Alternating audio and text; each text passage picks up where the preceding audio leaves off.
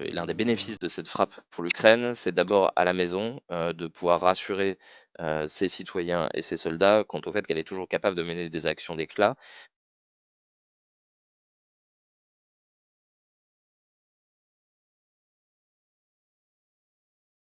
Готували операцію більш ніж 1,5 роки. Планування, організація, всі деталі були ідеально підготовлені.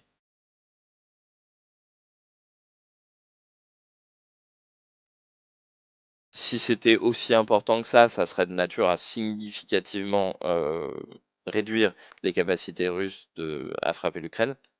Mais pour l'instant, il faut se rappeler qu'on est plutôt sur une douzaine d'appareils confirmés détruits. Mais là, on n'est pas sur un volume où on va voir un résultat tangible dès demain soir. Là, on parle plutôt d'un effet à long terme de réduction du potentiel adverse, qui est quand même significatif, hein. Je veux dire, si on perdait 15% de la flotte de bombardiers française, on ferait la gueule.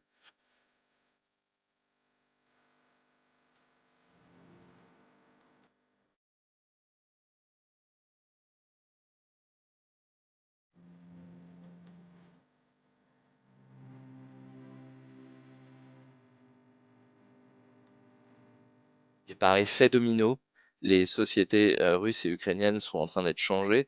Mais en fait, ce qu'il faut bien comprendre, c'est que les moyens de se défendre contre les drones vont aussi changer la manière dont on doit défendre nos bases aériennes en Occident, mais aussi nos centrales nucléaires, mais également nos palais de justice, nos centres de décision politique. En fait, il faut avoir des moyens anti-drones un peu partout, et des moyens anti-drones qui doivent être adaptés au fur et à mesure du changement de la menace. Par exemple, avant, on avait des FPV qui étaient contrôlés uniquement par radio. Là, les Ukrainiens les font voler par le système GSM, et il est également possible de les faire voler par fil, par contrôle filaire, avec de la fibre optique. Ce qui ne peut pas être détecté, ne peut pas être brouillé, enfin voilà. Donc, il faut en fait développer tout un ensemble de moyens de défense anti-drone dont on n'aurait jamais eu besoin il y a 10 ans, et donc en fait, ça va changer beaucoup de choses, y compris chez nous.